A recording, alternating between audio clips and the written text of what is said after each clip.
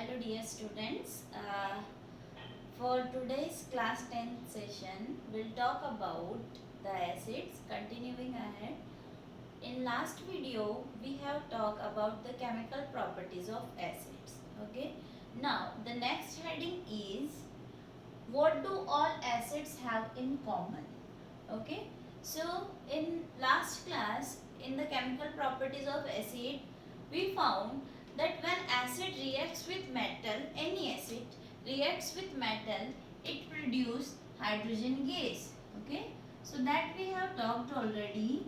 When acid reacts with metals, okay, it produces hydrogen gas. Okay. So, what is the common thing we observe, that all the acids is having hydrogen in its composition. Okay. So, using this chemical property, we can define an acid as acid is a substance which dissociate or ionized on dissolving in water to produce hydrogen ion. Okay, repeating, acids are the chemicals, the substance which on dissolution in water produce H plus ion, hydrogen ion. For example, if we dissolve hydrochloric acid, HCl, okay, it dissociate into hydrogen ion and chloride ion.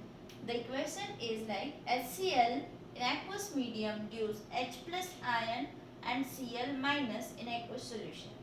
So, any acid when we dissolve in water, we found that all the acid produce H plus ions. So, the common thing in all the acid is when the acid dissolves with water, they produce hydrogen ion.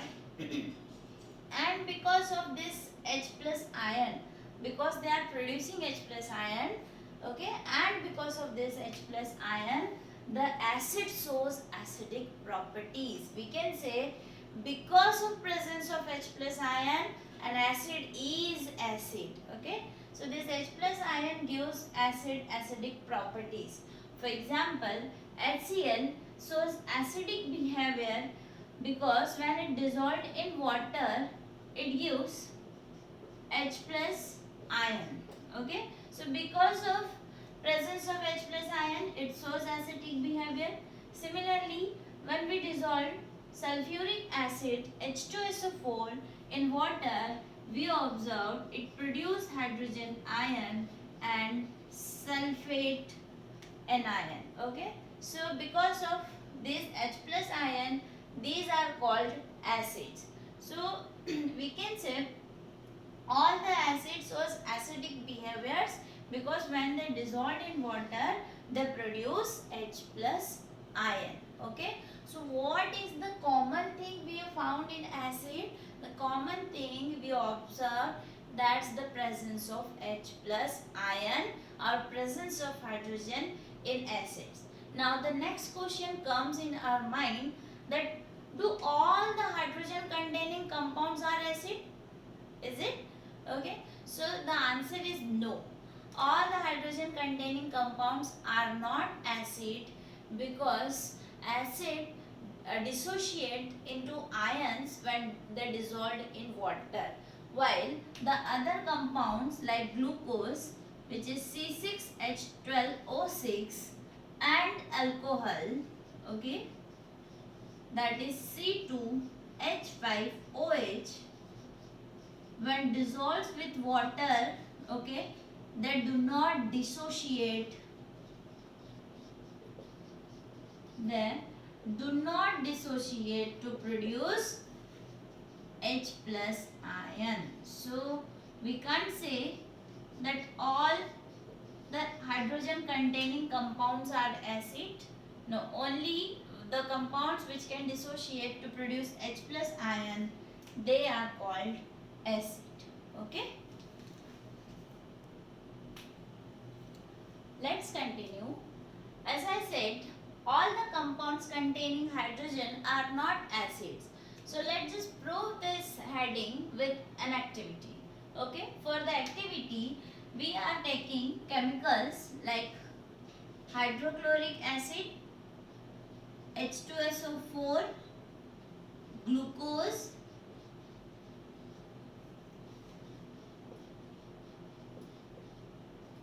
and alcohol. Okay, so we have taken four chemicals, and all these four chemicals are having hydrogen. So let's just prove this thing that all hydrogen containing compounds are not acid. See, for this we are taking these chemicals, and first let's just do with HCl. So we filled dilute hydrochloric acid in a beaker, and the beaker is placed with a rubber cork. Okay, and the rubber cork is fitted with two iron nails.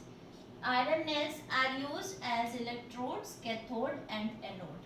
These iron nails are connected with a battery, 6-volt battery, and a bulb and the switch.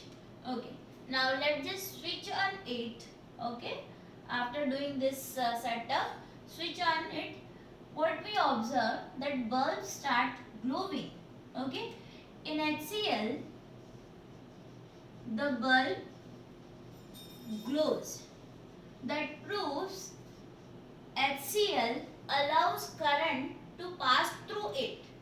And how can current pass through the solution? When the chemical is dissociated into the ions. So because hydrochloric acid dissociated in the ions, that is why the current passed through it and the bulb glows. Okay, now repeat this activity with H2SO4. Okay, concentrate sulfuric acid. If we repeat the activity with sulfuric acid, we observe the same. Okay, with H2SO4 also bulb glows. Why? Because H2SO4 is also dissociate to produce ions, positive and negative, that allows current to pass through it. Now repeat the activity with glucose. So for glucose we have done the same setup, and when the switch when we on switch, what we observe, that because glucose do not dissociate into ions, okay, glucose do not producing any ions, so that current do not pass through it and bulb does not glow. Okay, the bulb does not glow here because glucose does not dissociate into the ions.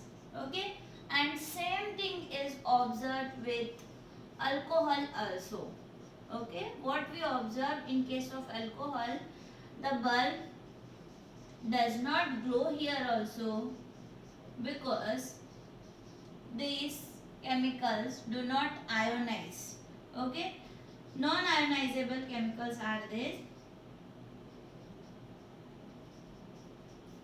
and there is no ions, so current not pass through these chemicals.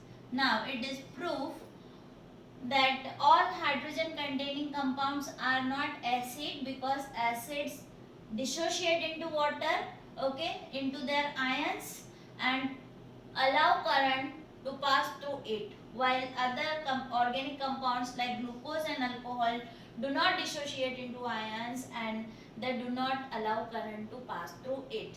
That proves all hydrogen containing compounds are not acid.